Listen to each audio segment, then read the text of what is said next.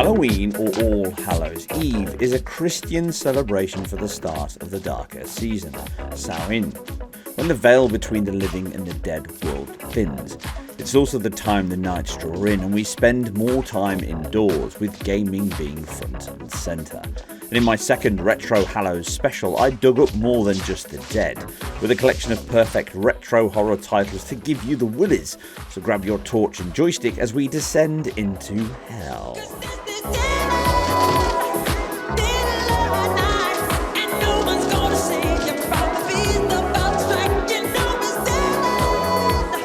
Games have long since been inspired by movies, books, music or other pop culture.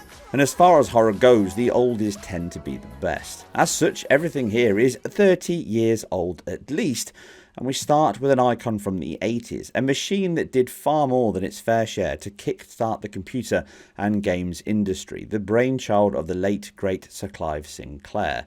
From the ZX80 kit, ZX81 and then the ZX Spectrum, this little 8-bit that can was a frighteningly impactful and popular machine. This ZX81 title, almost 40 years old now, one I used to play with my mates after school on our ZX81 in '82, it followed a very simple design, an extension of the popular adventure game around the late 70s and early 80s. They relied on descriptive text and word input rather than visual presentation. Your imagination was the key. Remember those days? This collaboration was an early success story of the home coder boom these micros ushered in. J.K. Graves' idea was brought to pixelized life by Malcolm Edwards' assembly code with a peek and poke here and there, using BASIC to sync the screen. Dropped into a randomly generated maze via an 18 by 16 cell design, your job was to survive in this horror from the monster within. No Minotaurs here, a T-Rex is your Mr. X equivalent, hunting you down via text updates at the bottom, alerting you how near or far you were. Something you could use to your advantage to rack up the high score, which was fundamentally the entire point of the game. Stay alive as long as you could and score the highest points. As you frantically rush around trying to find the exit, the closer you get to Rexy, the more frantic it becomes, creating true panic as you saw those teeth in the distance. Turning around and running the other way caused more than just the memory pack to wobble. A graphical showcase in its day, it used a limited character palette to build a true 3D maze. Movement and design, with even having good quality 2D sprites tough enough, this really stood out and was enough to make the ZX81 look very potent early on. The lack of sound and black and white display never hampered the impact this early 80s title made, and in this modern age, it's obviously hard to see the appeal. But for us kids in the 80s, it was revolutionary, and the taking turns was as much fun as the playing. If you're looking for a fast and frantic Halloween scare on your Spectrum, then 3D Monster Maze could be the perfect killer bite. Come on, it's Halloween. It works.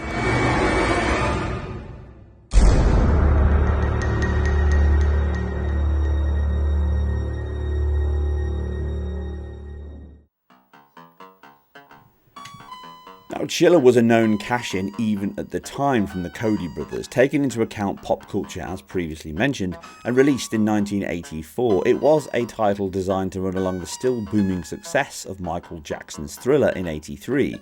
It's no exaggeration or lie to say at the time this was music television, and it pushed both music quality and video production up a good few levels, with Rick Baker effects and John Landis direction fresh on the back of the amazing success of An American Werewolf in London. When it was premiered on Channel 4 at midnight back in the UK, everyone stayed home to watch, or set their Betamax or VHSs to record it. Now, no catch-up or on-demand was an option then. You missed it and it was gone, meaning the school gossip the following day precluded you. Luckily, I made sure I didn't by staying up late and watching. Now, this title followed a similar theme. A ghouly boyfriend wants to get home and rescue his girlfriend, but so much zombie, jellyfish, space invaders and more stands in your way. Oddly enough, you have to collect crucifixes to clear each stage, whilst dodging purple mushrooms, but eating the blue ones. Winners don't do drugs, just gas ammo. Now, early copies even nicked the song, and they had to be removed with a royalty cost later on for the brothers. Now, aside this audio grab, everything from the cover art and even the title told you it had no shame. It knew what it was doing. 10 levels? well, 5 actually, but you play the other 5 backwards with your girlfriend in tow, you collect crosses and then finish. Even then, pre-Codemasters, the Darling brothers were improving. At £1.99 in the Mastertronic budget range we all frequented in Woolworths, Dixons, or even your local corner shop. Graphics and effects were not great, even at the time, but it wasn't addictive, and I remember playing it for weeks and weeks to complete all 10 levels. The frustrating difficulty from poor pixel collision or infuriating design, it certainly had a charm all of its own, but probably much as that was the link to Thriller.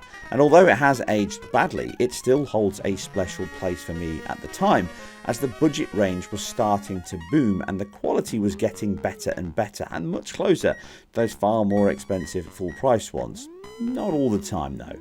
But with the Midnight Hour close at hand, it is a title that can scare you, as can the comparisons to the C64 and the Spectrum. The Commodore was always and will always remain to be the most powerful of the two systems, but it was more expensive. That's not to say the Spectrum version isn't good, because it is, but it is a drastic shift from what was programmed on the Commodore 64. Remember, that was the Darling brothers. This was back in the day when ports were made by different teams and different outsourcing, so that drove some of the design decisions. The levels can deviate quite heavily outside of the first, with the cinema and then the ghetto being significantly different, and you get different layouts. So you get a run through on the Spectrum version to show the level layouts, which you don't get on the Commodore 64, but the controls and the mechanisms are the biggest difference. You can jump in all the same directions, diagonally up and down, but it's more responsive, faster and smoother on the Commodore 64. It enables music and sound at the same time, and it doesn't mix some of the weird solutions they've got here, such as jelly monsters, space invader, goldfish, ghosts. I don't know what's going on there, and obviously we don't get that ninja zombie climbing the tree, but it is a close mirror from both versions, albeit if you didn't see these two side by side you probably would think they were the same back in the day. It's a great game on the Spectrum and still carries over the impact and infuriating design. In fact, it's harder at times on the Spectrum because of the layout than the C64, but the 64 has the edge. But overall, it probably isn't a title that you would use to show off both of these machines' best capabilities.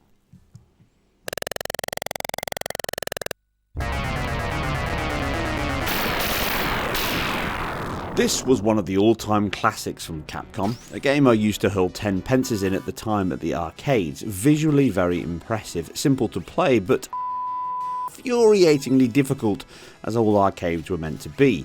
Short life from each coin, but maximum addiction to chuck in another and another, and keep hitting that continue button.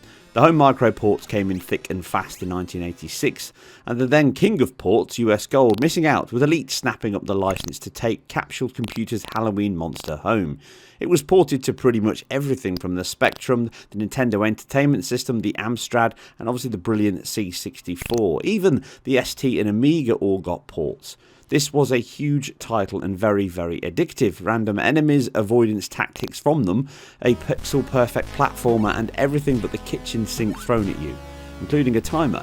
It was and remains the perfect template for arcade action. Timing, patience and calm are all integral to beating this game, with an annoying process of doing it twice and even harder the second time round to truly finish it. The music was a big part of its charm, and the chip tunes the C64 was famous for stand out again here. The little intro from the arcade is missed on the 64, but it's actually present on the Spectrum and the NES, but the bigger sprites and closer, shorter layout to the arcade is welcome on the C64. It does have less levels, but the joystick breaking difficulty meant that many never saw the end anyway.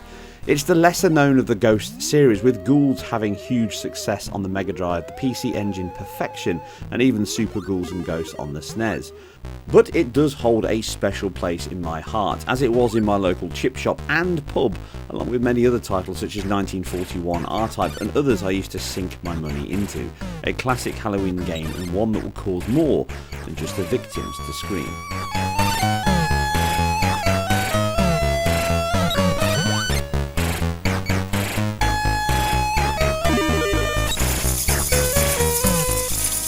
In the 80s, text-driven adventures were not only popular, but dominating. The narrative-driven choose-your-own adventure was booming, and games could extend beyond the scope of the page. CRL were a company who saw a target audience during the mid to late 80s. As graphic quality and certainly digitisation took hold, teams saw the potential for digitising art into pixelised form. Jack the Ripper was still an intriguing mystery for us Brits at the time, and recent enough history to be taught in schools, or at least in English. So a game on its continued impact made perfect sense. The earlier Dracula title had made a big impact, being one of the very first titles to gain a BBFC 15 rating due to its static, gory images. Ripper pushed further by ramping up the nudity and gore to gain the very first BBFC 18 certificate for a game only 1 year later. And then, as now, being taboo only makes you want it more. Sadly, the hype outweighed the impact with it not having enough variety in between the text. It was still an atmospheric digital novel, something alien now as you have to think logically to progress with your open text response. If you really want to test how our minds have changed from then to now, then play this or other similar games. It actually took me a good 30 minutes or so to just get my mind back into that flow of how it all works. It also reinforces the fact that modern games do funnel you in one direction far too much. This really felt like you could do anything and go anywhere in terms of the structure. I know it still limits you, but it's still an exciting game where you actually don't even know the choices you need to make, and things are also controlled by the clock. It does lose a lot of the atmosphere because you do not get enough images in between, but back then you didn't rely on those. So that's an age thing, not a time thing. It still was exciting for then, even if it feels a little flat and bland now. And in fact, so much so that I've changed my rules. I'm now only going to play games in text response mode. Wish me luck.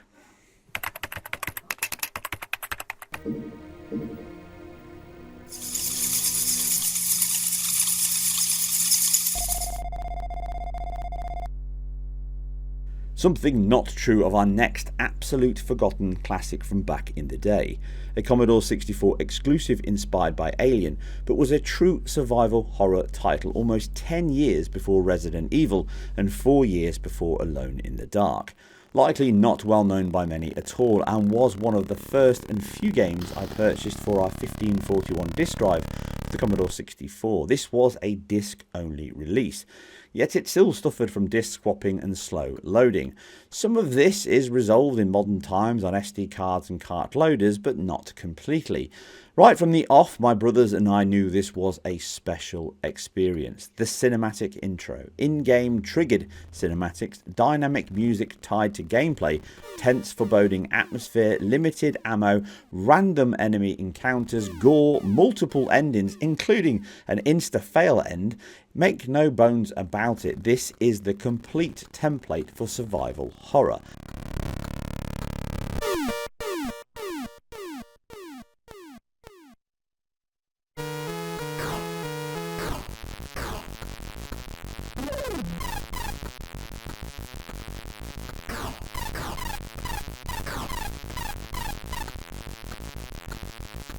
And is almost carbon copied right up to current day.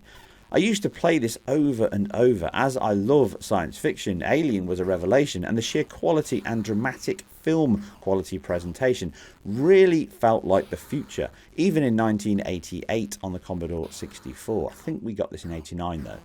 I do not want to spoil it too much, but it was back when EA really owned the market on great games, and it also helped reinforce just how impressive the C64 still was in good hands, even in the midst of the Amiga and ST domination and the impending UK, or at least Europe-based Mega Drive. I actually had a Mega Drive when I was playing this, or not long after. I imported mine in 89. And specifically, as it remains an exclusive for the Commodore 64 even today. If you want to be scared, enthralled and surprised, I can recommend this as not only one of the best and most influential games you've likely never even heard of, but also one of the most atmospheric and ahead of its years horror games ever made. In space, the Commodore 64 can certainly hear you scream.